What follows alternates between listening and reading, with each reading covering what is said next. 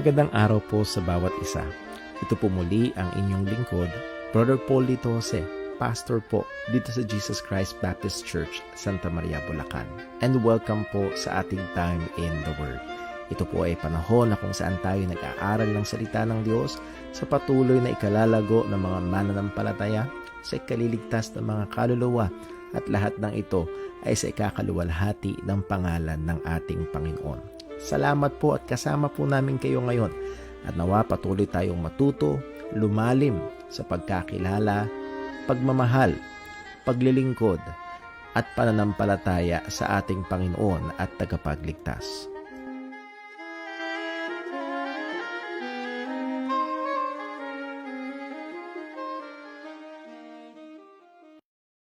Ayan, isang magandang gabi po sa bawat isa. Tayo po ay nagpapasalamat sa Diyos sa kanyang patuloy na pag-iingat at probisyon, pagsustento sa atin. Tayo ho ay nakakapagpatuloy sa ating buhay Kristiyano at sa ating pagministeryo. Welcome po sa ating Time in the Word. And ilan ho muna mga reminders and announcements sa ating mga kapatid sa JCBC. Ang ating mga schedule ay balik na sa normal na, ito na yung normal, na schedule ho natin ang ating gawain pag Lord's Day or Sunday ay 8:30 ng umaga ang Sunday School, 10 a.m. ang first worship service and ang second worship service is at 2 p.m. So, hindi na ho 6 p.m. yung ikalawang gawain. And then also, tapos din ho yung ating Family Sunday last Sunday at we praise and thank God. We had more people than we expected. Purihin ng Panginoon. That's a very good problem. And nakita ko natin ng mga kapatiran, mga mahal sa buhay, mga pamilya na sama-sama. May ilan na matagal natin hindi nakasama dito sa church. And nakita ho natin last Sunday. So purihin ng Panginoon. Pag-pray natin yung ating mga gawain at nawaho ay patuloy na pagpalain ng Diyos ang ating mga ministeryo and speaking of ministry or ministeryo, meron ho dito sa ating church na mga bagong bukas na mga ministerial opportunities. And again, kung hindi nyo nakita last Sunday, meron ng mga sign-up sheets doon ho sa ating sign-up table.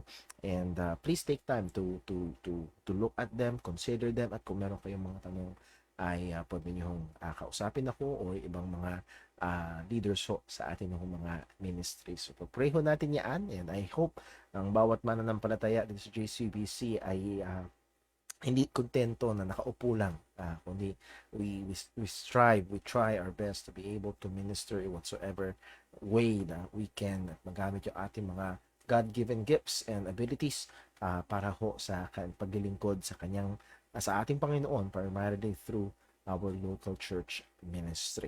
Meron ho kayong mga prayer requests and comments and also questions sa ating magiging pag-aaral ngayon or mga nakaraan, ay pwede nyo i-comment ho sa ating or i-type sa ating comment section, and Lord willing ay babasahin po natin yan mamaya. Pray natin patuloy ang ating kapatid na si Brother Dave.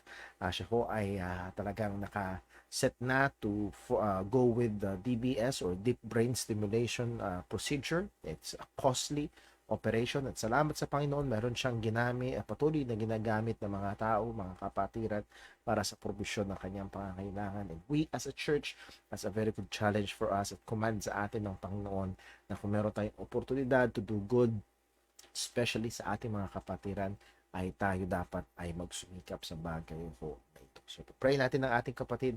That's number one na pwede natin ibigay sa kanya. And then kung ano man yung maitutulong po natin. Hindi kailangan malaki, and pwede natin idirekta sa kanya or through our project offering dito po sa ating iglesia. So tayo ho ay dumako muna sa ating pananalangin bago tayo mag-proceed sa ating pag-aaral. Let us pray.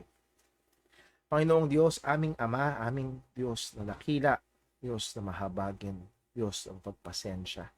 Tunay kami ay namamangha kung paanong ikaw ay patuloy na gumagawa, nagsusustento sa amin. Patuloy na nagiging mabiyaya. Ngayong kamay na mabuti ay lalo at palagi ang naming nararanasan sa bawat probisyon ng aming mga pangangailangan, kagalingan sa mga karamdaman, maging ang mga pagsustento mo, O Diyos, sa aming buhay at kalakasan. Lord, amin pong dinadalangin sa iyo, o una pinapasalamat muna sa iyo ang aming nakaraang nagawain, Family Sunday, At nawa, O Diyos, ang iyong salita na aming napag-aralan about your terms of discipleship, na tunay nga na ang pinakamaganda para sa aming pamilya ay ang bawat bahagi nito, nanay, tatay, mga anak, ay mahal ka higit kaysa sa pamilya, higit sa sarili. Kaya Panginoon, tulungan mo kami. Ito, O Diyos, ay hindi makalimutan kung hindi maisabuhay at kung patuloy na magturo, gumawa, magbigay ng dagdag na kaliwanag sa amin paano ito isa sa buhay. At gayon din, Panginoon, amin pong hinihiling ang iyong pong paggabay sa aming pag-aaral ngayong gabi. Bigyan mo kami ng liwanag, lalo naming makilala ang aming Panginoong Jesus. At maaaring ang ilang mga bagay na aming pag-aaralan ngayon ay alam na or dati nang napag-aralan. Nevertheless, Lord, nawa ito'y masariwa at lalo pang maging matamis. Tulungan mo kami na huwag lamang maging kaalaman ng mga ito, kundi umepekto lalo sa aming pamumuhay, sa aming pananampalataya at pagmamahal sa iyo. At yun din, Panginoon, alam mo po ang bawat kabigatan, bawat pangangailangan ng aming mga kapatiran. Lord, ikaw po nawa ang kumilos sa iyong biyaya, kahabagan. Ikaw po nawa ang patuloy na magkaloob ng mga pangangailangan, lalo higit ang aming mga spiritual na pangangailangan sa iyo. Lord, namin diadalangin sa iyo ang aming kapatid na si Brother Dave. Tuloy po siyang gabayan, bigyan ng wisdom sa mga desisyon na kinakaharap at maging dagdag na lakas ng kanyang pisikal na kalusugan. We believe, Lord, na sa iyong kapangyarihan ay walang imposible at kahit ngayon man ay pwede mo kaming gulatin sa isang himala. Nevertheless, we also believe na ang iyong kamay ay maaari din gumamit ng mga doktor at operasyon. Nawa, O Diyos, ay ang iyong kalooban nang siyang maganap sa aming kapatid po ito. Salamat, O Diyos, sa mga kaparaanan na ginagamit mo upang provide ng kanyang mga pangangailangan. Kayo din, amin pong niadalangin sa iyo na seleksikin mo kami sa anumang mga kasalanan, anumang mga pagkukulang. Patawarin mo kami, Panginoon. Lalo mo kaming bigyan ng pagkamuhi sa kasalanan. At lahat ng ito, Panginoon, ay aming hinihiling sa ngalan ng aming Panginoong Hesukristo. Amen. Excuse me po. And pakipag-pray ho, no, sana ay ayos. Nagkaroon ng problema ang internet ho dito sa church yesterday. Naka-report na ho ito. So, sinubukan ko lang ipatawid yung atin hong internet mula sa kabilang bahay dito. So, hopefully, ay hindi magkaroon ng problema. Excuse me lamang po. So, dumako ho tayo sa ating pinaka-lesson ngayong gabi. This is the doctrine of the Lord Jesus Christ, His work as priest. And kung makikita nyo, kung naalala nyo, nakategorize sa tatlo itong work ng ating Panginoong Kristo as prophet, priest, and king. And yes, bulk ng study is his work as priest because it is also the bulk of information that we have sa salita ng Panginoon, particularly sa New Testament. But hindi lang yun ang gawain ng ating Panginoong Kristo. And as the Lord, so it fit na ito ang bigyang emphasis sa bulk ng meron tayo na revelation sa bagong tipan. Maganda rin na ito rin ang bigyan natin ng medyo matinding pansin sa ating mga pag-aaral. So nandito pa rin ho tayo sa kanyang work as priest. Excuse me po. And then tignan lang ho natin, reviewin natin yung ilang na pag-aralan natin, Office of the Prophet. By the way, meron tayong babalikan nung nireview ko ho yung mga materials na meron ho pala ako na left out na bagay na tingin ko napakaganda at maging malaking encouragement sa atin, and also lalo na sa mga kagaya ko ho na nasa teaching and preaching ministry, na malaking encouragement and challenge and responsibility, but also sa mga tagapakinig ng salita ng Panginoon, mga pagtuturo at pangangaral ng salita ng Diyos. So, that's a little bit later. So, as mediator ng salita ng Diyos, Christ occupies or does the office of a prophet, and he functions as a prophet bilang teacher, bilang someone who foretells future events, and also he acted as a judge. And ito nga, Christ's mediation of God's word. In what way does Christ mediate God's word? And ito ba ay nagtapos na nung siya ay umakyat na sa langit? Well, the answer to that is no. Christ continually mediates God's word to us. And paano ho yun? Number one, apostolic. Through this apostolic witness. He appointed apostles to be the official witnesses and revelation bearers of his person and work. Nag-aralan na ho natin yan ng mga nakaraan dito sa church. Where the apostolic word was proclaimed, there was Christ's prophetic work. Ayun, dito makikita yung bigat, yung halaga bilang mga official witnesses ni Kristo, bilang mga official revelation bearers ni Kristo, kung nasaan yung pagpapahayag ng mga apostol, nasaan yung mga salita ng mga apostol, doon nagpapatuloy yung prophetic work ng ating Panginoong Hesus Kristo. Just for example, sa Ephesians chapter 2, verse 17. Again, ang writer nito is si Apostol Pablo. Ang ating Panginoong Jesus ay nag-ascend na even before the salvation of Paul, and he became an apostle. Pero ang sabi ni Apostol Pablo sa Ephesians 2:17, and he, at yung pronoun na he dito is pertaining to our Lord Jesus Christ, and he came and preached peace to you. So ang sabi ni Pablo, he came and preached peace to you. And I believe hindi literally Jesus came at bumaba siya mula sa langit at nangaral sa mga taga-Ephesus, but rather Jesus came through his official witnesses, through his official revelation bearers, that is primarily the apostles.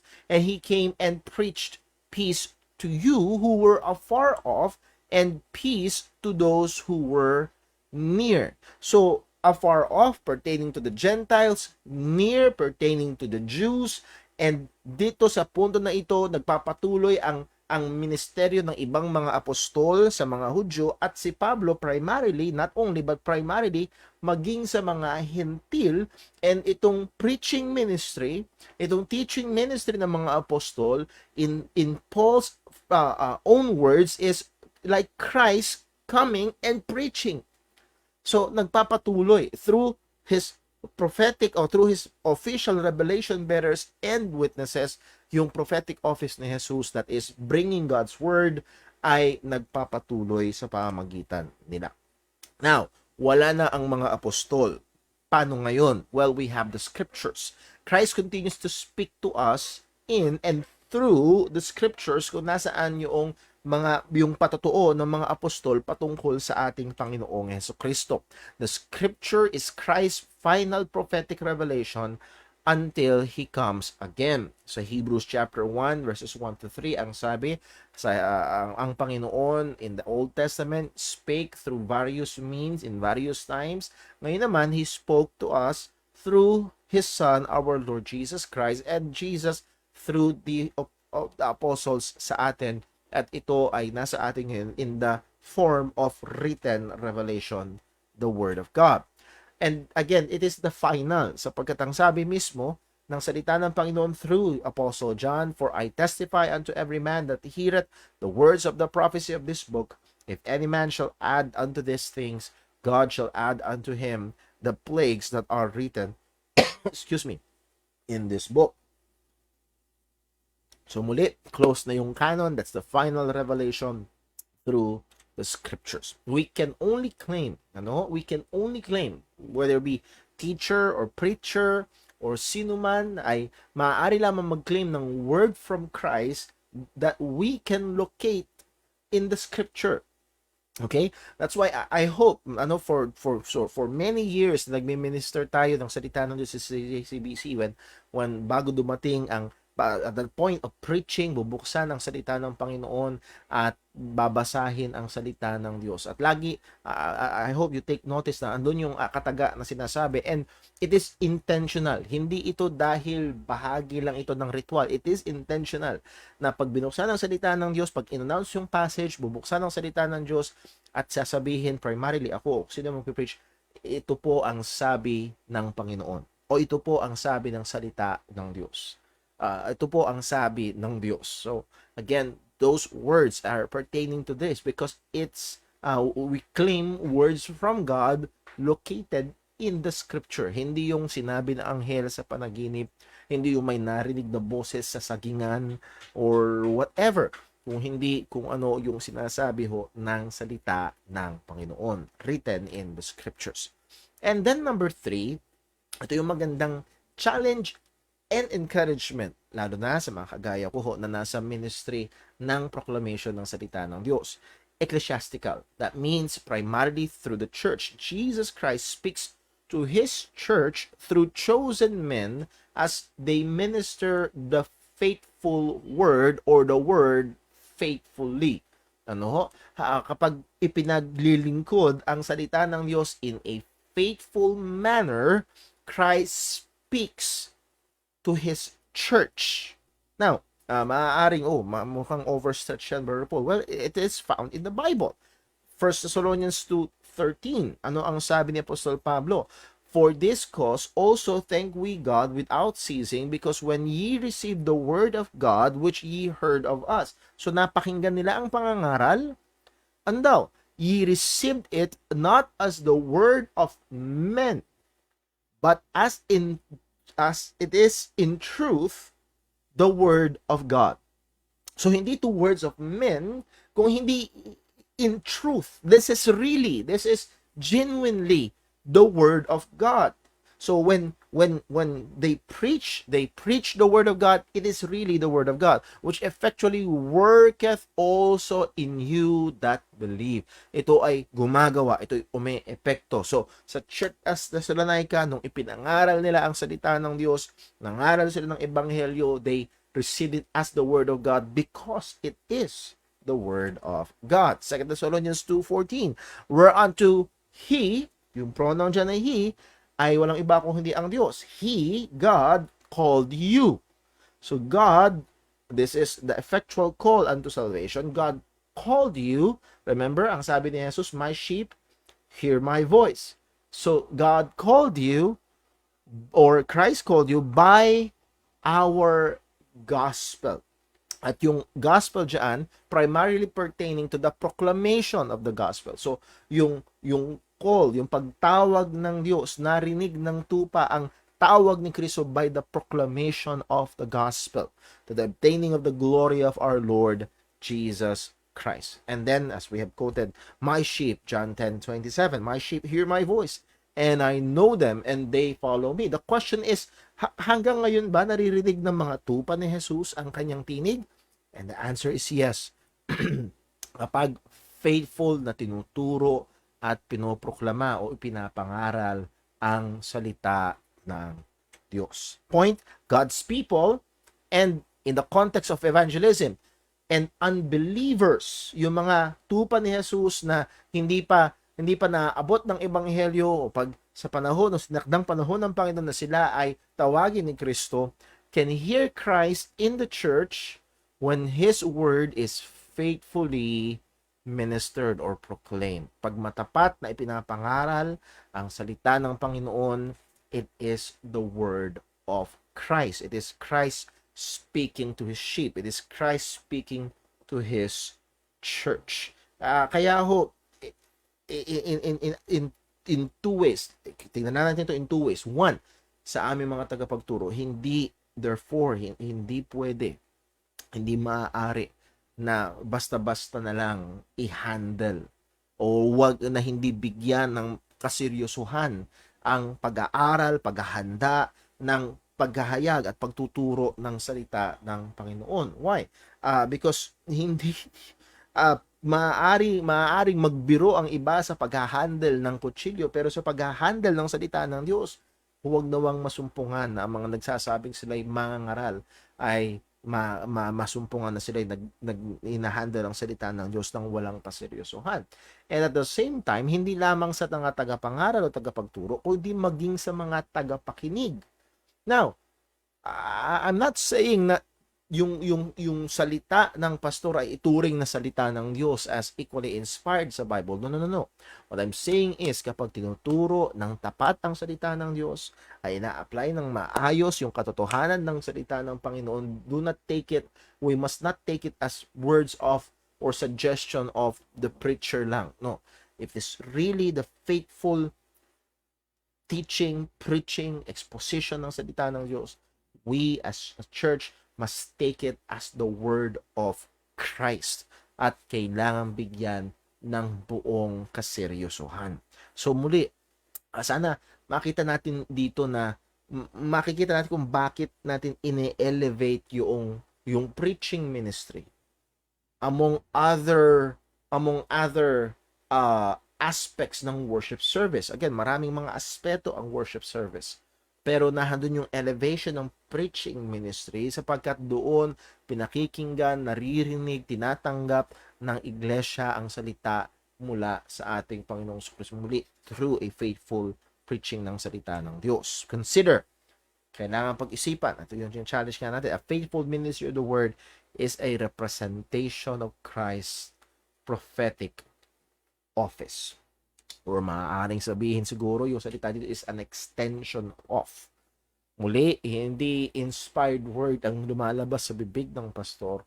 If it is the faithful exposition, teaching ng salita ng Diyos, it is the word of God.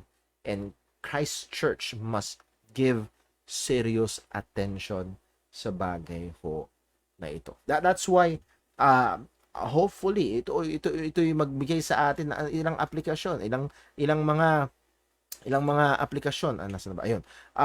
Halimbawa, pag preaching time, hopefully, hindi tayo tutulog-tulog. Pag preaching time, hopefully, hindi tayo nakikipagdaldalan. Or pag preaching time, hopefully, hindi kung ano-anong kinukuting-ting sa cellphone. Why? It is the time that primarily, yung time na nagsasalita ang Panginoon ng iglesia sa kanyang iglesia. Again, in a faithful ministry of the word. Kaya ganun na lang kahalaga. Ganun kasagrado ang preaching time, ang teaching time ng salita ho ng Panginoon. So, pray for your preachers, pray for your pastors, pray for the ministers of God's word, san man church kayo inilagay ng Panginoon, and nawa ito'y patuloy na lumago at patuloy na and also maganda na expectant ang mga mananampalataya pagdating ng Lord's Day that we would like to hear from God through His Word, through a faithful ministry ng salita ho ng Panginoon. So that's, I'm getting excited, and muli, yun lang yung pag-asa. Hindi yung puwersa ng personality ng pastor, kung hindi yung kapangyarihan ng salita ng Diyos kapag ito'y tinuro at in-apply ng may kaayusan. Number next, again, so iwanan natin, natapos natin, kinunkluda natin itong prophetic ministry ng ating Panginoong Kristo. Ito naman ngayon ay yung work niya, yung priestly ministry or work of our Lord Jesus Christ. And as a priest, He mediates God's righteousness. Because God is holy and man is guilty, kailangan ng mediation because merong enmity sa pagitan. Again, hindi one-sided ang enmity. Ayaw ng tao sa Diyos, walang humahanap sa Diyos, sabi ng salita ng Panginoon, and also ang Diyos ay may puot laban sa makasalanang tao. So there's that enmity, kailangan ng mediation.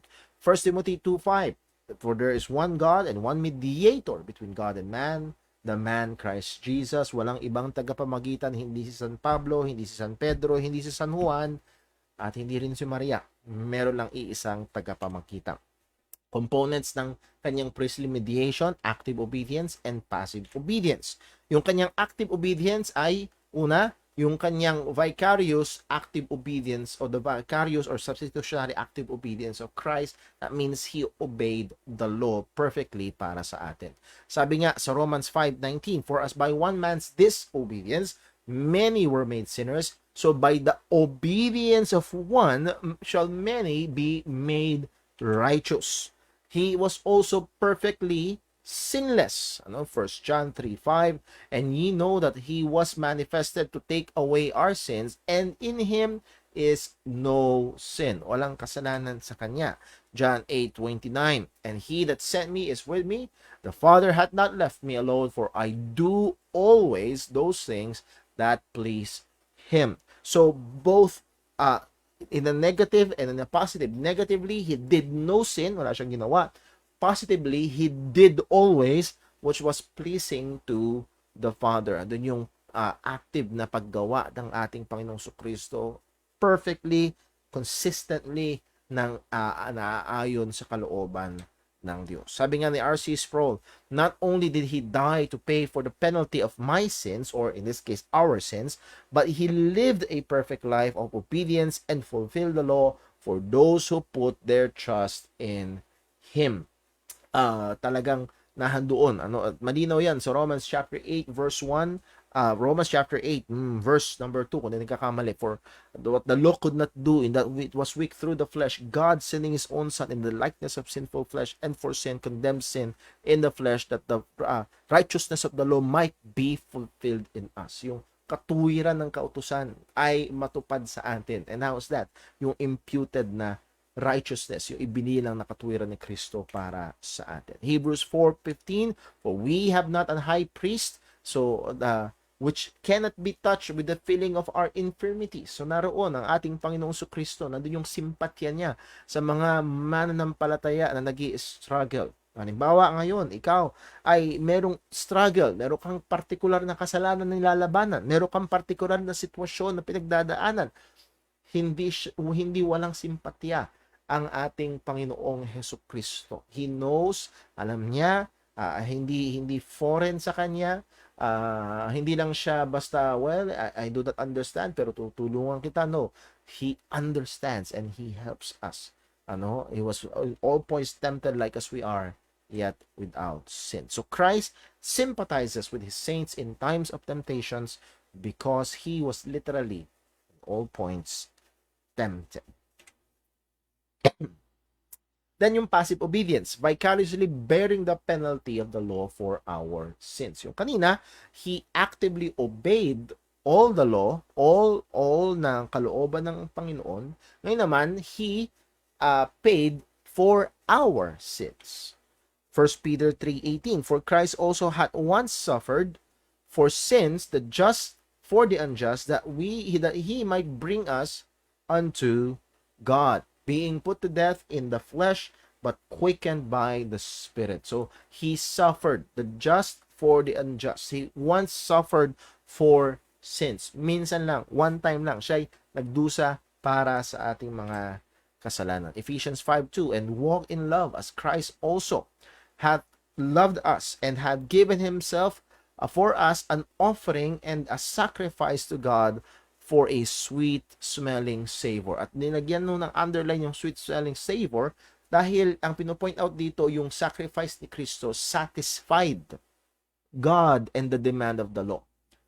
Kung hindi satisfied ng Panginoon, hindi yun sweet-smelling savor.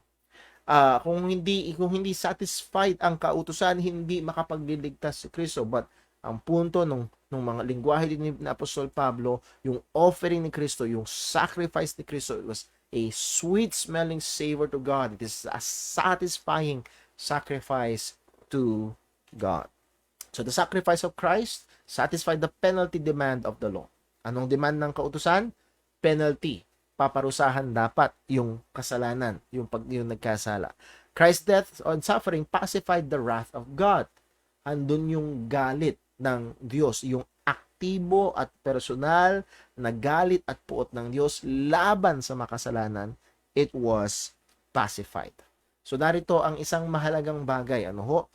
In the Old Testament, in the New Testament, ang kasalanan, yung ginawa ni Kristong sakripisyo ay yung Jesus' sacrifice satisfied the demands of the law and God's wrath for Old Testament and New Testament sins. Napag-aralan natin yan. So Romans chapter 3 verses 24 to 26. Dahil nagiging madalas na tanong na, well, paano yung mga tao nung lumang tipan? Wala pa, hindi pa dumarating si Kristo. Well, pero meron mga niligtas ng Panginoon.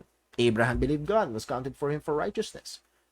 David, blessed is the man unto whom God will not impute sin. So those, merong mga saved sa lumang tipan. Well, how were they saved? Ang sabi ni Pablo, yung mga sins past was forgiven still on the credit of our Lord Jesus Christ. So muli, nandun pa rin sa pamamagitan pa rin ng ating Panginoong Kristo. Kung yung mga nakaraan sa pamamagitan niya at yung mga ngayon ay sa pamamagitan niya. So here's a good point, or an important point I should say. Biblical salvation has always been and will always be justification by faith alone. Walang panahon sa Biblia na ang salvation is by works. No. Contrary to popular belief, even ako ho, naturuan noon, even in evangelical Baptist churches na naniniwala by grace alone, through faith alone, ang salvation right now in church age. Pero merong mga naniniwala na salvation sa lumang tipan is by works. The point is, kung kung gumagana at nakakapagligtas yung Old Testament, what's the need for the New? Hindi kailangan. The point is hindi nakakapagligtas ang animal sacrifices. Malinaw 'yun sa malinaw 'yun sa Book of Hebrews. So kailangan talaga at dinisenyo ng Panginoon ang kaligtasan sa pamamagitan ng ating Panginoong Kristo. And it's testified in the Word of God. Pamilyar na siguro sa atin to nung pinag-aralan natin ang doctrine of salvation sa Romans chapter 4 verses 1 to 5. Abraham, kailan yun? Before the law. Justified by faith. Romans chapter 4 verses 6 to 8. David, kailan yun? Under the law. Paano siya na-justified? By faith. Romans chapter 4 verses 23 and 25. Us. Sino yun? The church age. Yung iba, well, ayokong minsan gamitin yung word na after the law. Na parang hindi na tayo hindi na natin dapat sundin ang kautusan ng Panginoon. Well, during the church age, ayoko rin tawaging age of grace kasi gumagana rin ang grace ng Panginoon sa lumang tipan. It's always by grace through faith. So church age is still justification by faith. Consistent yan. And any teaching, therefore, that mixes man's work for salvation is an attack on Christ's work and God's character. Kapag tinuturo na, for example, sad to say, may mga Baptists na nahuhulog dito. I'm not saying that they are unsaved, pero they have a severe misunderstanding of Old Testament salvation. They may have a very good understanding ng salvation sa Bagong Tipan, pero pagdating sa Lumang Tipan, they have a lacking understanding. Why? Dahil malinaw kay Pablo na ang pagpapatawad ng Diyos sa kasalanan sa Lumang Tipan is through Christ. Pero kung sasabihin na through works ng Old Testament saints, well, they're attacking the work of Christ. And also, they're attacking the character of God. Why? Because God will not accept any imperfect person. Well, totoo pa rin. All have sinned and come short of the glory of God. Pero problema, kung merong naligtas sa Lumang Tipan by works, mababa ang standard ng Panginoon, tumanggap siya ng mga hindi perpekto, hindi uubra. It is only through the Lord Jesus Christ. So even those, again, note, even those who will come out saved from the great tribulation are saved through Christ. Muli, ako ay naturuan noon na before the church age, salvation is by works. After the church age, after ng rapture, during the tribulation, salvation is by works. Hindi ho lalapit sa salita ng Panginoon. Revelation chapter 7 verse 13. And one of the elders answered, saying unto me, what are these which are arrayed in white robes? And whence came they? And I said unto him, Sir, thou knowest. And he said to me, these are they which came out of what? Great tribulation, and have washed their robes, and made them white through their perseverance, through their works? No, in the blood of the Lamb. That's the consistent, even sa Revelation chapter 12, verses 10 and 11. They overcame through the Lamb. It's through the Lord Jesus Christ. Walang ibang paraan. It's always by grace through faith and through our Lord Jesus Christ from the beginning until in the future. Well, tingnan natin, concept of substitution. That means Christ in our place. At meron napakagandang kanta, bearing sin and scoffing rude, in my place, condemned he stood. Hallelujah, what a Savior. Applied to Christ, this means that he took the place of sinners under the liability and penalty of God's law. Isaiah 53 verse 6, all we like sheep have gone astray, we have turned everyone to his own way, and the Lord had laid on him the iniquity of us all. And later sa Isaiah 53, pag pinunuloy niyo yung basa, verses 9, 8, 9, 10, andun yung pagsasatisfy niya sa demand at sa galit ng Ama dahil sa kanyang sakripisyo. Sa Hebrews chapter 9 verse 28, so Christ was once offered to bear the sins of many. He was once offered to bear the sins of many. Muli, yun yung picture ng sacrifice sa mga animal sacrifice sa Lumang Tipan. Sila yung tumatayong parang sin bearer ng mga tao.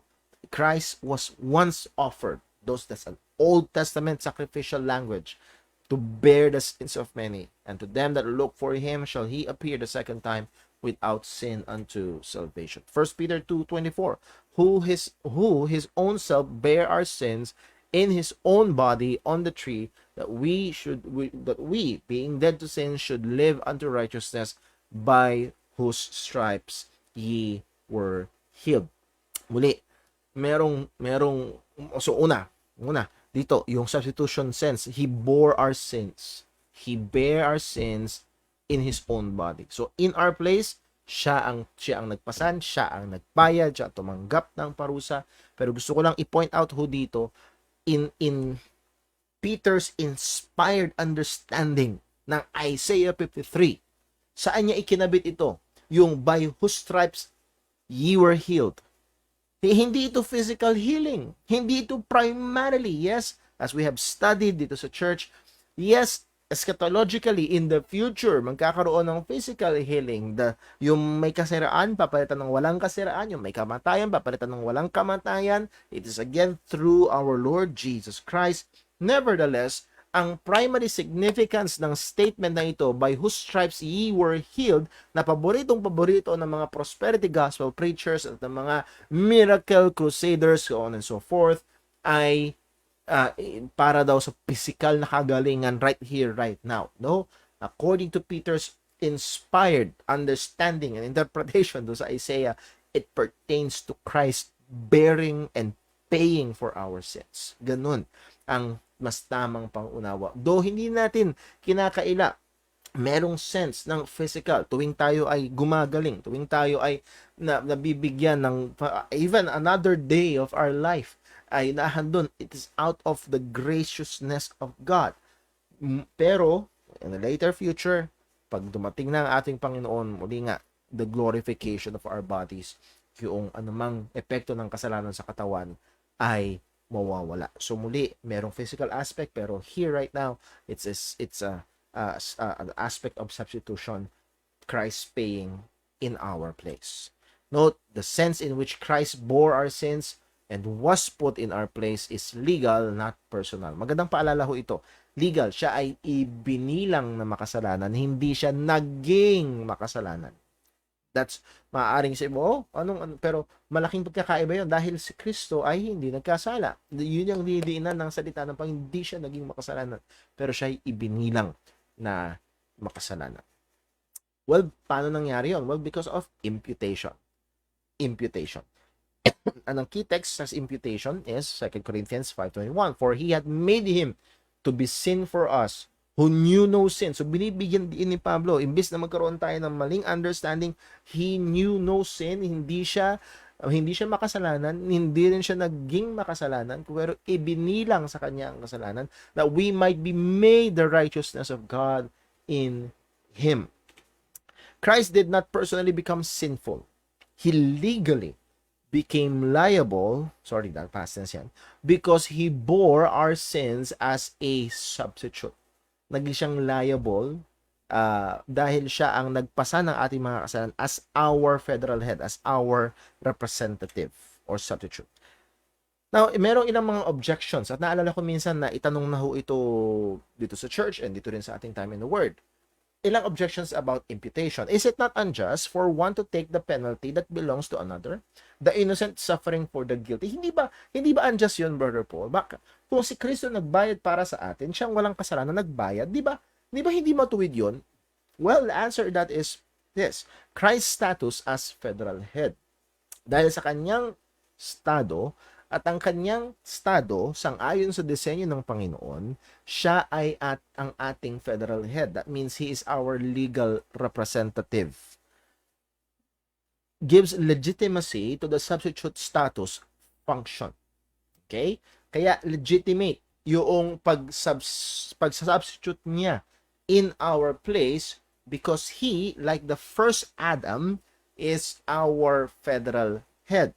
Ilang halimbawa, Romans 5:12, wherefore as by one man sin entered into the world, and death by sin, so death passed upon all men, for all have sinned. At ang punto dyan, all have sinned by one man. Adam, as our federal head, fell, and all men fell with Adam. Dahil siya ay federal head natin. That's God's design. Now, I know, meron ilan na nabubulunan pagdating dito sa aspeto. This is part of the study of original sin or original sin. At paano yun? Nangyari, kasalanan ni Adan, paano magkakaroon ng epekto sa akin? Well, that's how God designed it. Adam was our representative. And when he fell, lahat tayo ay nahulog sa kasama niya. Hindi kailangan nakatanggap-tanggap sa atin because we live by faith and not by what's our preference. No, we live by faith. At ating faith ay nakatungtong sa salita ng Diyos. Ang sabi ng salita ng Diyos, by one man, that's Adam, sin entered the world and death by sin, so death passed upon all men, no exemption, and for all have sinned. And that is through Adam. Romans 5:18. Now, by the way, kung i-reject mo yung pagiging federal head ni Adan at ayaw mo nung doctrine ng original sin, well, paano mo tatanggapin itong ginawa ng ating Panginoong Hesukristo? Yung imputation naman ng katwiran niya sa atin. Romans 5:18, therefore, as by the offense of one, so ito yung pagpaparallel ni Pablo ng first Adam and second Adam, which is the Lord Jesus Christ. Therefore, by the offense of one, judgment came upon all men to condemnation.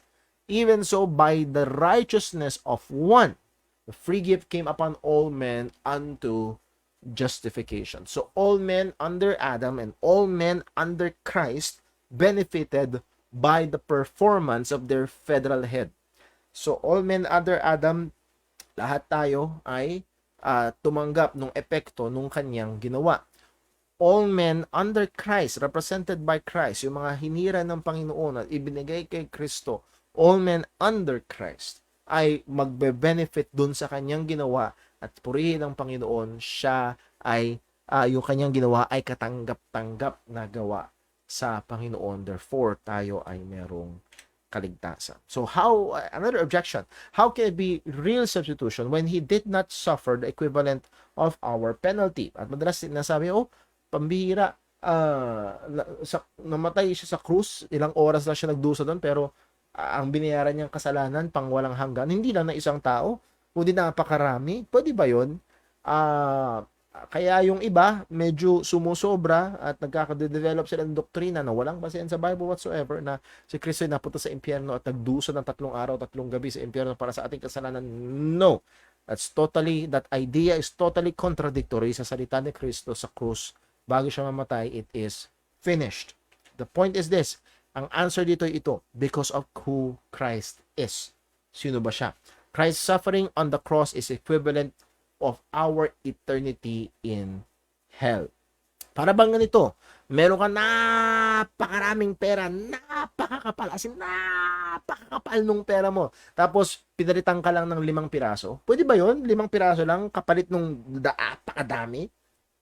Well, sana makuha nyo yun. Kasi yung halaga, kung ang halaga noong 5 piraso ay 1,000, di meron ka 5,000, tapos pinalitan ay 5,000 tigbe 20 pesos.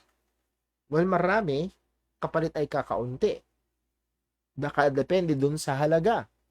At dito, marireflect yung halaga ng ating Panginoong Hesukristo. Kaya hindi uubra na siya ay tao lamang. So, yung halaga niya ay supisyente para bayaran yung ating walang hanggan. Kung tayo magbabayad, walang hanggan. Siya ang nagbayad, sapat yung kanyang ginawa doon sa krus. Purihin ang Panginoon. Not just the physical pain. Hindi lang yung physical pain na tinamo niya doon sa krus, pero yung pagkaranas niya ng puot at pag-abandon sa kanya ng Panginoon. If you remember, doon sa Garden of Gethsemane, if it be possible, let this cup pass from me, sabi ni Jesus, and that is the cup of the wrath of God. And then at the cross, ay umiyak si Jesus, my God, my God, why hast thou forsaken me? So he experienced the wrath of God, the abandonment of God in our place. At yung maaaring sa mata natin, panumandali ang pagranas ni Kristo because of who He is. Son of God, divine in the flesh. Sapat para bayaran Na kung tayo magbabayad, hindi rin sapat ang walang hanggan. Walang hanggan ang kailangan kung tayo. Ganun katindi ang halaga. Pinapakita nito yung halaga ng ating Panginoong Jesucristo. Sabi ni Robert Litham, the reality is surely that Christ's suffering were infinitely more intense. The prime factor is that He is the Son of God. Bakit daw infinitely more intense? Because He is the Son of God. His experience on the cross is at once seen in a qualitatively different light. To fathom the depths of what Christ endured, we would need to spend eternity in hell. And nung binasa ko itong sinabi ni Robert Latham na ito, para magkaroon man lang tayo ng konting ideya ng tindi ng pinagdusahan ni Kristo sa krus, kailangan natin ng pagkaranas ng walang hanggang impyerno. Pero hindi natin dadanasin yun sa atin mga nakay Kristo Jesus. Meditate on that. He was rejected by humankind, abandoned by God, subject to the full curse of the law, and more besides. All this was undeserved, for he had been uniquely obedient to the Father. Again, kung ikaw ay nagdusa dahil may kasalanan ka, masakit yung pagdurusa. Pero kung ikaw ay nagdusa na wala kang kasalanan, mas matindi yun. So, muli, sapat yung ginawa ng ating Panginoong Kristo para sa atin. The concept of propitiation. Bilisan ho natin. The concept of propitiation. Ano ang propitiation? It is the removal of God's wrath through expiation or punishment of the sinner's guilt. Yung pagkaalis ng puot ng Diyos dahil naparusahan yung kasalanan. Ano ho? At siguro bilang mga tao, medyo naunawaan natin yan, lalo na pag nakakapanood tayo ng halimbawa na lang so ngayon, unang pumasok sa isip ko yung Maguindanao Massacre at yung mga kamag-anakan ng mga napatay dun sa Maguindanao Massacre talaga nagsusumidip, hustisya! Agad hindi nasa-serve yung hustisya, sila ay nandun yung galit, nandun yung puot.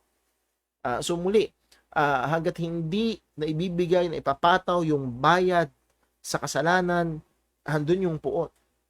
At yun yung nangyari sa ating Panginoon. Sa pamamagitan ng ating Panginoong Kristo na parusahan yung kasalanan and yung justice ng Panginoon ay satisfied, therefore His wrath was removed or pacified. Romans 3:25, whom God hath set forth to be a propitiation through faith in His blood, to declare His righteousness for the remission of sins that are passed through the forbearance of God. 1 John 2:2, and He is the propitiation for our sins, and not for ours only, but for the sins of the whole world. So an essential element ng propitiation ay ito, removal of God's wrath through the punishment of the sinner's guilt. Now, magkailangan tayo ng warning. Bakit kailangan ng warning? The current pulpit in many churches downplay or even totally neglect the truth of God's righteous wrath.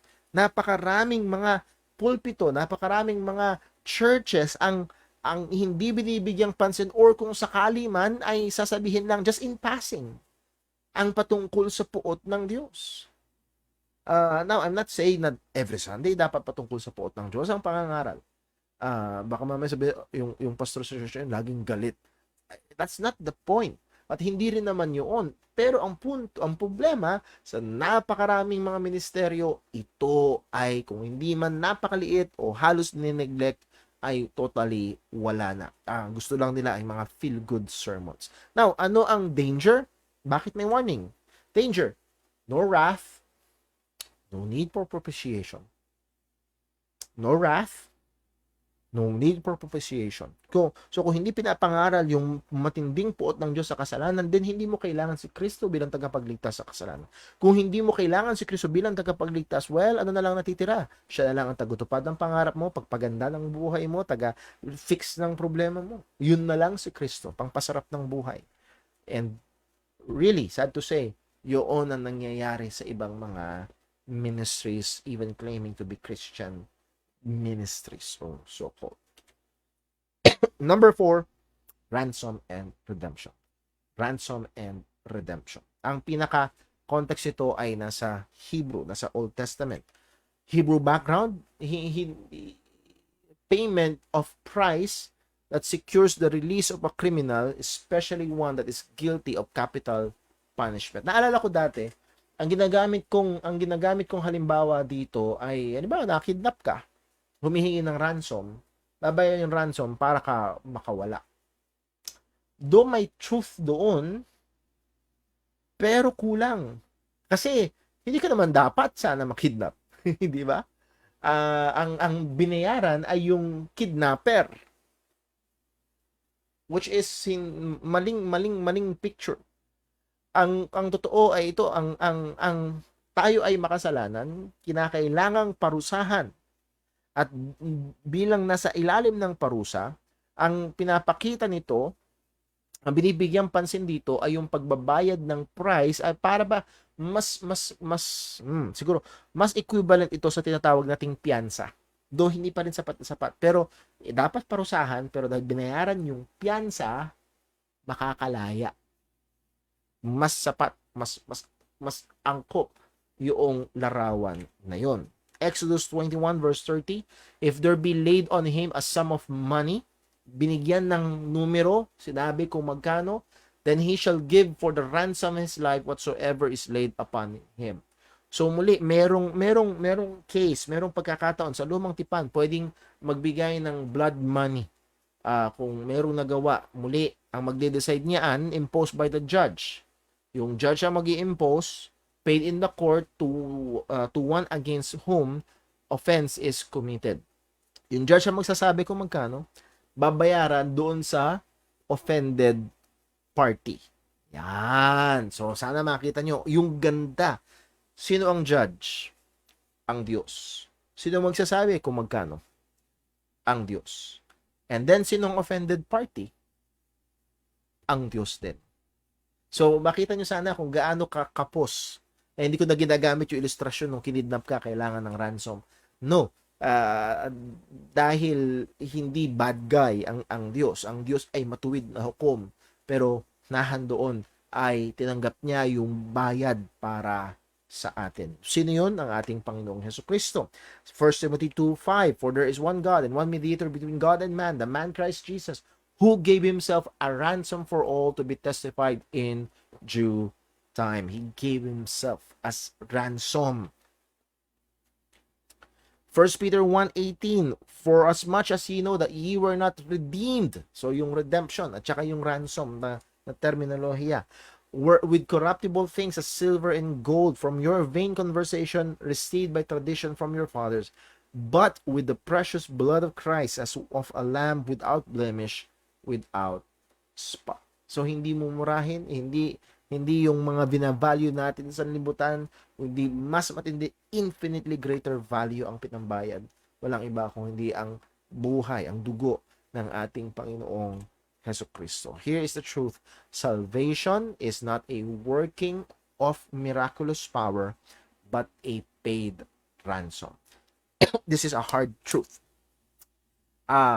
Because dati, siguro ang pinaka-the best na illustration dito, yung isang bagay na dati ko na rin sinasabi, pero hindi ko na rin sinasabi ngayon. Dati, naalala ko, siguro teenager pa ako, late teens or early 20s ako nagpe-preach. Sinasabi ko, pwede na lang ang Diyos mag-snap lang ng finger niya and then save na tayong lahat. Pero hindi. Pinakita niya ang pagmamahal niya sa atin. Binigay niya si Kristo. Wrong.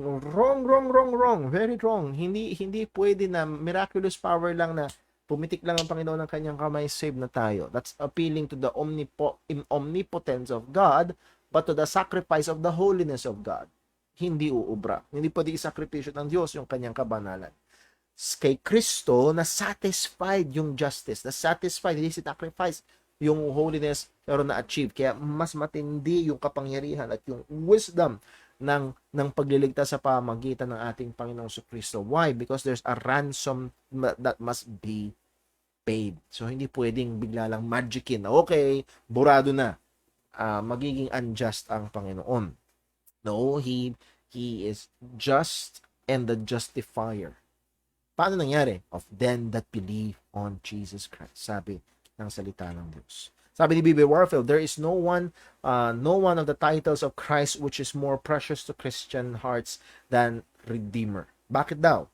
It gives expression not merely to our sense that we have received salvation from Him, but also to our appreciation of what it cost Him to procure this salvation for us. So, kung dahil si Jesus ang ating Redeemer, siya ang ating manunubos, hindi lang ito, yung word na yun ay hindi lang nagsasabi na ano yung natanggap natin na kaligtasan, kung hindi yung Redeemer, that means meron siyang ibinayad.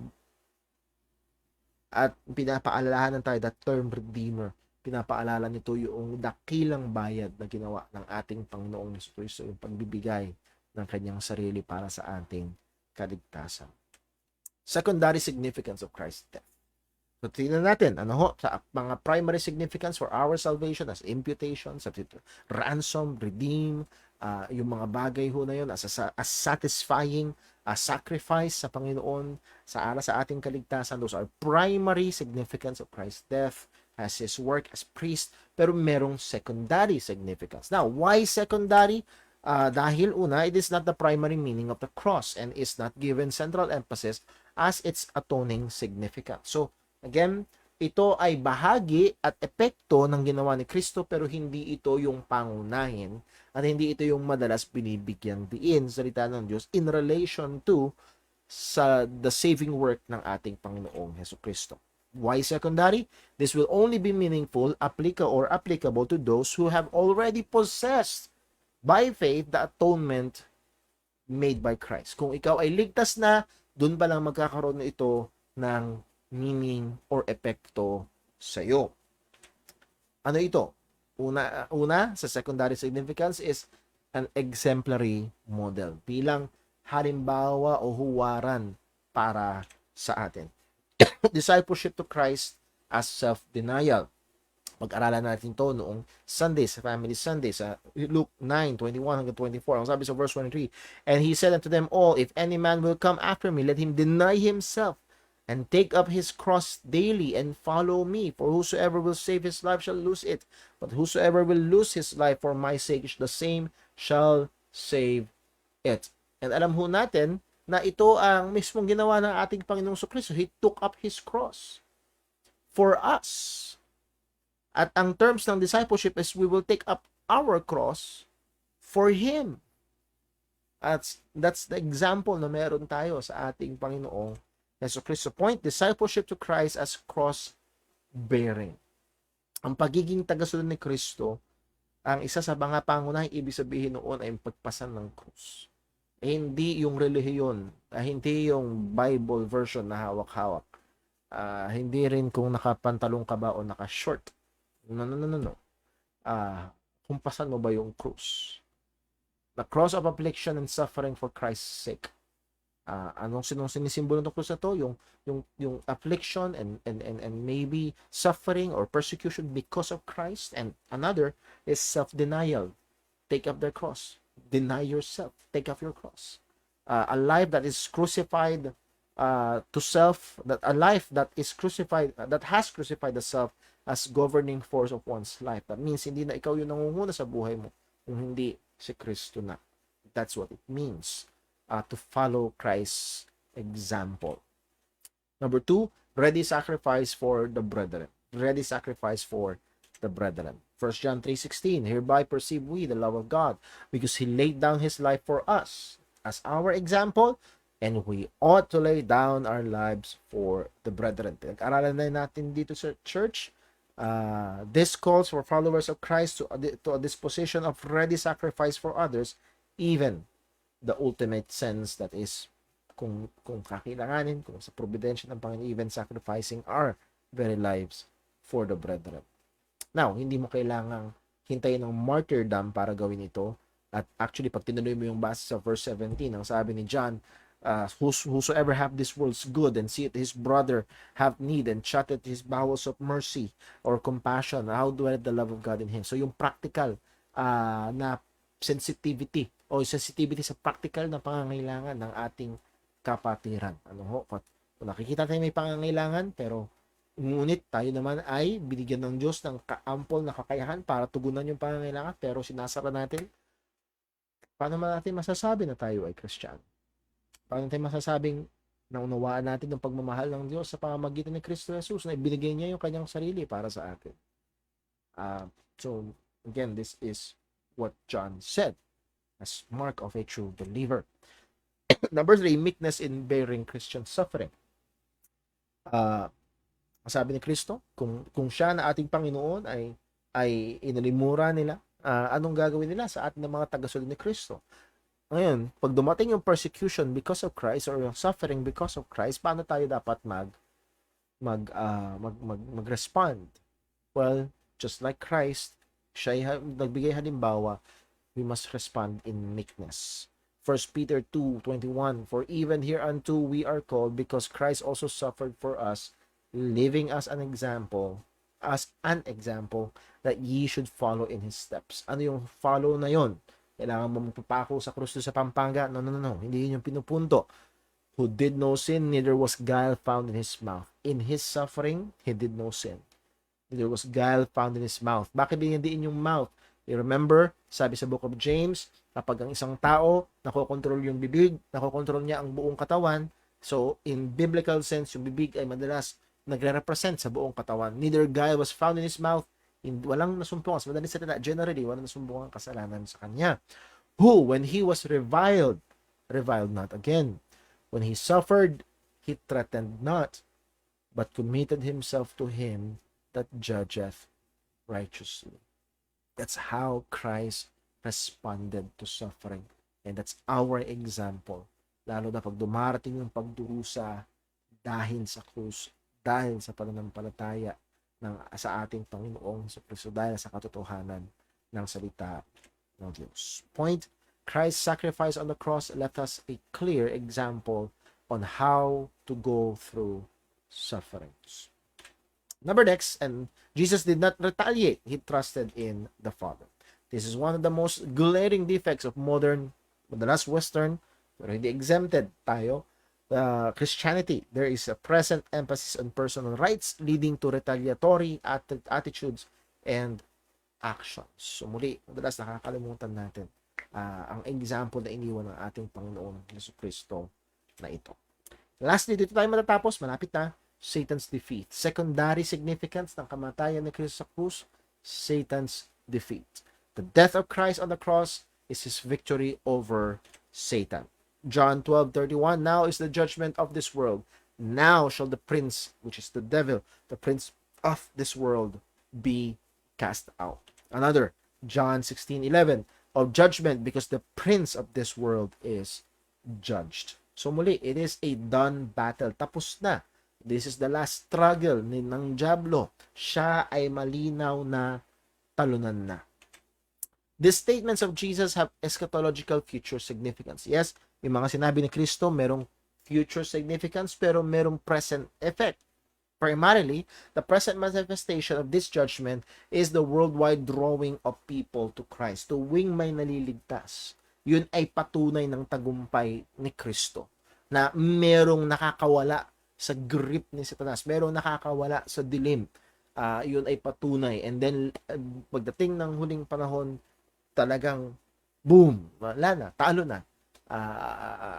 Generally ay magagapi ang kaaway ng lubusan. Sabi sa Colossians 1:13, who hath delivered us from the power of darkness and hath translated us into the kingdom of his dear Son. So ang image na in-employ dito ni Pablo is that image of warring kingdoms. Nandun yung nagbabangga ang dalawang kaharian. At nandito, tuwing may naliligtas, na handoon yung pagkapanalo, andun yung pag-transfer sa kaharian ng ating Panginoong Hesus Kristo, andun yung victory ng ating Panginoong Hesus Kristo. And what a privilege and such a responsibility. So sana makita ho natin itong gawain ng pag-iebanghelyo. Yes, it's really a warfare. Pero ang ating labanan ay hindi against flesh and blood. Ating labanan is in the realm of ideas, that is in the realm of truths and falsehood, at ang ating pinaka weapon is the truths of God in the Word of God. Satanic defeat pa rin. The victory aspect of the cross deals with the breaking of the power of sin and providing remedy to the guilt of sin. Kapi, naputol, yung pagkaalipin natin sa kasalanan at yung ating problema sa kasalanan ay nasolusyonan sa pamamagitan ng ginawa ng ating Panginoong Hesus Kristo. For as much then as the children are partakers of flesh and blood, he also, Hebrews 2 verse 14, he also himself likewise took part of the same, that through death he might destroy him that had power of death, that is the devil. Oh. Yes, he is still a strong enemy, but he is a defeated enemy. It's not through our faithfulness, it's through death of Christ. And dun manggagaling yung ating lakas, yung ating tagumpay. Here's the point, and this is the last. The Christian life is a continuing conflict. Yes, we are at war. Sa Christian life. Kaya nga sa Ephesians chapter 6, take the whole armor of God. Put on the whole armor of God. It's an issue of a call to warfare. Fight a good fight of faith. It's a continuing conflict with real and sure victories in Christ as our high priest. Napakaganda. The work of Christ as the high priest, as our priest, prophet, priest, king, work of Christ as priest secures his victory and our victory in Christ. Napakaganda. At nawa, lalong maging matamis. Ang mga atin na pag-aralan, lalong magbigay kahulugan kapag nababanggit yung pagliligtas ni Kristo, yung pagtubos sa atin ni Kristo, yung paghupa ng galit ng Panginoon sa atin, pampalubag loob ng galit o ng puot ng Diyos si Jesus para sa atin.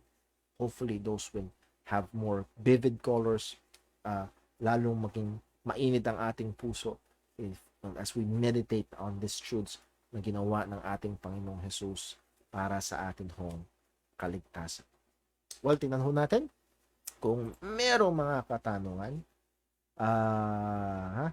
Ito ho, si Brother Junjun, dahil po daw sa Old Testament sacrifice ay sinusunog po yung hain, kaya po si Christ po daw kailangan ding dumaan sa pagkasunog sa hell dahil daw po shadow po daw po yun ang Old Testament sacrifice. Ito po yung kanilang basihan, which is unbiblical. Walang demand sa Bible. Though yes, napakaganda sana at likot ng kaisipan at maaari yung parallel, but as we have said, the proper view is not the fire as the fire of hell, but again, yung fire ng hell, anong sinisignify ng fire ng hell? Ang sinisignify ng fire ng hell ay yung wrath ng Panginoon. Did Christ experience the wrath of God on the cross? Yes. Anong sinisignify ng fire dun sa Old Testament sacrifice? It's the wrath of God. So, hindi necessary na kailangang mapunta sa impyerno. Hindi naman yung apoy lang. Ang apoy ay may represent. It represents the wrath of God, be it in hell or in the Old Testament sacrifice. So, it is both fulfilled as Christ experienced yung wrath ng Panginoon doon sa krus. So, hindi necessary. Yung likot ng kaisipan nahan doon, mukhang maganda sa pandig, pero muli ko, kontra sa sinabi ni Kristo, it is finished doon sa krus. At muli, lahat clear sa lahat ng mga testimony ng mga apostles, they always point doon sa death ni Kristo doon sa krus. Walang isa man nag-point na nag-suffer siya. And again, yung mga verses na ginagamit nila ay very, very vague, napakalabo at walang walang sinasabi sa salita ng Panginoon tungkol sa pagsasuffer ni Kristo doon sa krus. Thank you po, Brother Junjun, sa tanong na yon. And again, yun ho ay sad to say, medyo kalat na kaisipan sa ilang mga evangelical churches, Baptist churches, kalat na kaisipan ho yun. Number next, purple question po. In what way we are still responsible for our sins? Medyo nalilito lang po ako sa scope of responsibility natin. Though we are saved by faith, not by works, yet we are still responsible as we walk our faith. My thought is, Kailangan ko i-click. Com, my thought is completely diminished na yung responsibility natin sa demands ng law since our Lord Jesus Christ is our propitiation for our sins. Pero as far as my discernment goes po, I think we still have some kind of responsibility in our sin. Nalilito po ako kung saan mag-stand. Siguro babasahin ko na ng konti, ano? Scope ng responsibility for our sins. Ewan ko kung ito mismo, so baka mas maganda kung makapag-usap tayo ng personal or just para mas maunawaan ko pa. Pero as far as I understood yung question, ang ating kasalanan ay binayaran na ng ating Panginoong Hesukristo. It is already paid for. Now, kung ito ay bayad na, tingin baka ewan ko kung doon nga nanggagaling, bakit pa tayo, dali, basahin ko lang scope of responsibility natin, though we say by faith, not by works, yet we are still responsible as we walk our faith. My thought is completely diminished na yung responsibility natin sa demands na. Okay. Naunawaan ko na ho. Ang atin hong responsibility, hindi siguro to responsibility for our sins, kung hindi our responsibility to keep the law. Tingin ko, baka yun. Dahil kung ginanap na ni Kristo, yung demand ng kautusan para sa atin, that is one, demand ng kautusan na bayaran yung kasalanan, binayaran ni Jesus. 2, demand ng kautusan ang perfect obedience, which is ginawa rin ng ating Panginoong Kristo. At dito nahuhulog yung iba na mga technically called na nawala sa isip ko ngayon. Yung mga nagsasabi na we are no longer under the law but under grace. So hindi na tayo responsible na sumunod sa kautusan ng Panginoon, which is totally contradictory sa malinaw na sinasabi ng salita ng Diyos. We are responsible na sumunod sa kautusan, hindi to gain salvation. We are responsible na mag-ingat mula sa kasalanan, not para sa mag-attain ng eternal salvation. We are responsible dito dahil again, it brings shame sa pangalan ng ating Panginoon. It is contradictory sa atin nung profess na pananampalataya sa ating Panginoong Kristo. Ang panawagan sa atin ng Panginoon is to be holy. Be holy for I am holy, sabi ng Panginoon. Ang sabi ni Kristo, if you love me, keep my commandments. So again, it is now in our nature as Christians, it is now upon us as believers. Sabi nga ni Pablo sa Ephesians chapter 4, Ephesians chapter 5, kung tayo nga ay anak ng liwanag, so walk in the light. We will now need, our responsibility is to live in accordance to our reality. Siguro, baka mas matulungan tayo nun. Anong realidad natin kung tayo Kristiyano? Ang realidad natin, tayo anak na ng Diyos. Tayo ay anak ng liwanag. Tayo ay tinubos. Tayo ay pagmamayari ng Diyos. Therefore, kailangan natin lumakad sa liwanag. Kailangan natin lumakad bilang mga anak ng Diyos. Kailangan natin mabuhay para sa kalwalhatian ng Panginoon. Yun ang ating responsibilidad ngayon.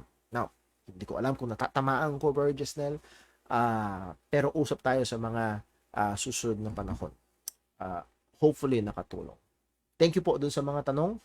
Tignan ko lang ho kung meron namang nag-text o nag-PM sa akin. Si Brother Boy ho, good evening. Kailan nag-start ang pagka-high priest of Jesus? Nung bang namatay siya sa krus? Nung tumigis ang dugo niya? Naging high priest po siya nung as far as I understand siya I would like to say nung siya ay namatay sa krus, nahapak yung telon doon sa temple, that signifies the end of the sacrifices on the temple, because the final sacrifice has been offered. And siya yung sacrifice, but he was also the priest who offered the sacrifice. So right there, si Kristo ay nag-function as our high priest in for us. So hindi lamang do sa kanyang pagkamatay, even in that very act, he is offering himself. He is the one offering and he is the offering. So right there, he functioned as far as maaring hindi ko pa masyado maano, pero sa ngayon, ito ho ang pagkaunawa ko. He functioned as our high priest when he offered himself for us. Sa pagbabalik ni Jesus to rapture the church, king na ba siya? Church lang ba kukunin niya o pati Old Testament believers. Pagbabalik ho niya, ang malinaw sa salita ho ng Panginoon, dahil lang ho, subukan ko i-gather yung maalala ko impormasyon tungkol sa aspeto na ito. Ang sa pangako ng Panginoon sa John 14, I will come again. Where I am, there you may be also. Sa muling pagbabalik niya, hindi na siya suffering servant. He is already a conquering king. Hindi na siya lamb. He is now a lion of Judah. So, malaki yung contrast sa pagbabalik ng ating Panginoong Hesukristo. Church lang ba ang kukunin niya or pati mga Old Testament believers? That's actually a good question.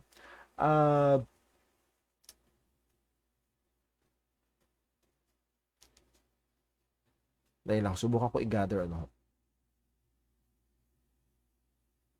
Kung ang point ho natin is yung pag-rapture, dahil ang sabi ni Apostol Pablo, kung pupunta tayo sa Thessalonians, yung mga nauna na kay Kristo, mga they that sleep in Christ, and then us who are alive shall be caught up together with Him in the clouds or in the air.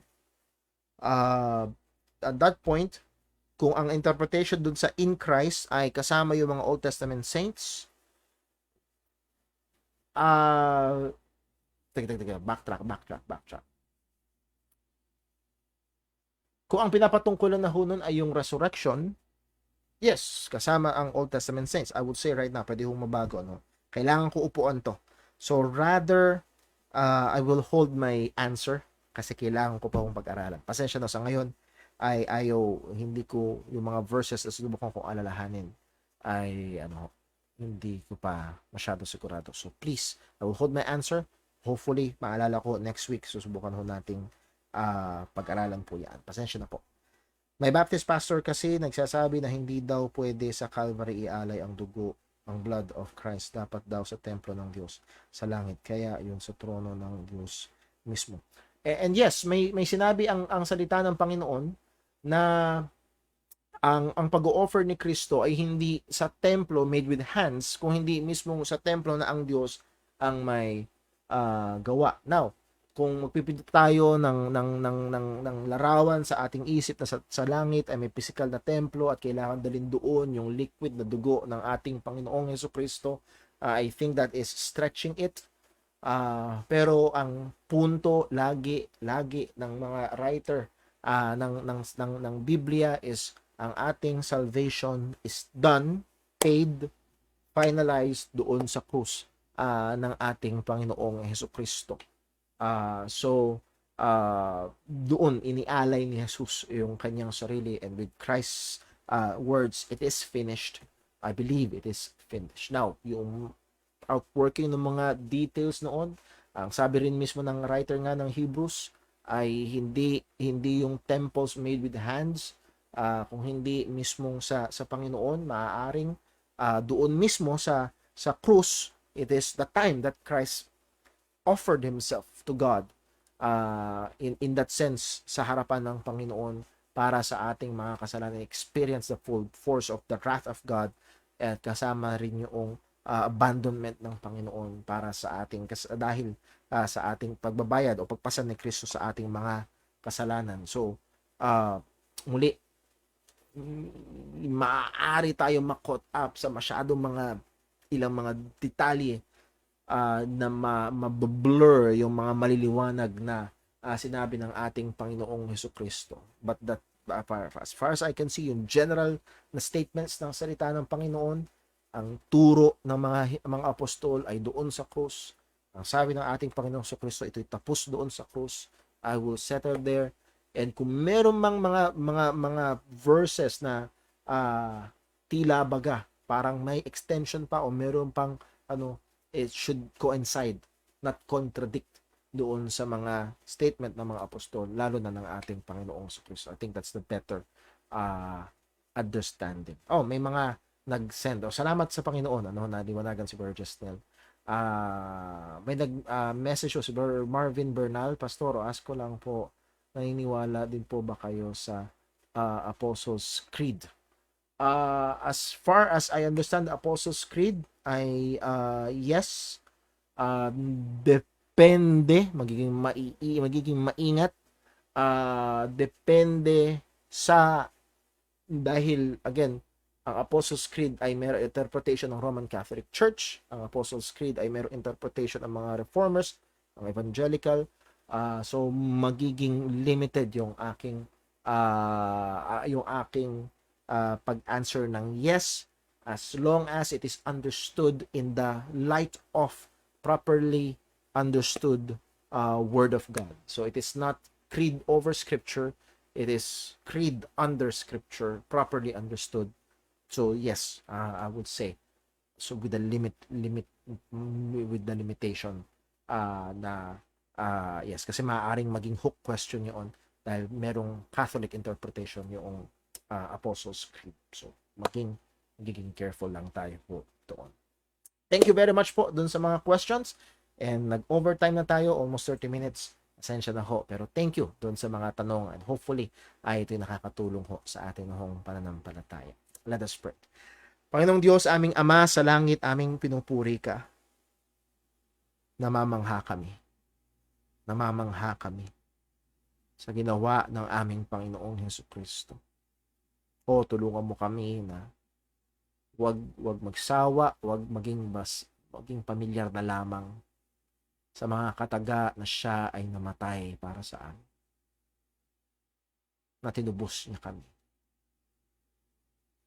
Na nagbayad siya para sa aming mga kasalanan. Na siya ang pumasan. O nawa, O Diyos, lalo pa itong maging matamis, lalo pa itong maging mabigat, lalo itong magtulak sa amin upang mamuhay ayon sa iyong kalooban, upang sundin ang iyong mga kautusan, upang lalo maging matapang, seryoso at masigasig, inaibahagi, nasain, na lumaganap pa ang pangangaral ng iyong ebanghelyo. Gamitin mo kami, Panginoon. Gamitin mo mga katotohanan na ito para sa amin lalong ikalalago sa pananampalataya. Salamat, O Diyos, sa lahat ng ito. Gamitin mo yung salita na lalong humubog sa amin para sa aming kababanal. Yung mga katotohanan lalong mag-ingat sa amin. Lord, kami bilang mga mananampalataya na patuloy pa na lumalago sa pagkaalam sa iyong mga katotohanan, nawa ay bigyan mo kami, O Diyos, ng lalo pang uhaw at gutom. Lalo naming makilala, ma-appreciate ang aming Panginoong Hesus na kanyang ginawang pagliligtas para sa amin. Salamat po sa lahat ng ito. Dalangin namin sa ngalan ng aming Panginoong Hesukristo. Lord willing, this coming Lord's Day, tayo po ay magkasama-sama sa pagsamba. Patuloy tayo ipag-pray. And by the way, before Lord's Day, Friday evening, 6 p.m., meron ho tayong prayer meeting. Magandang gabi po. At ito nagtatapos ang ating time in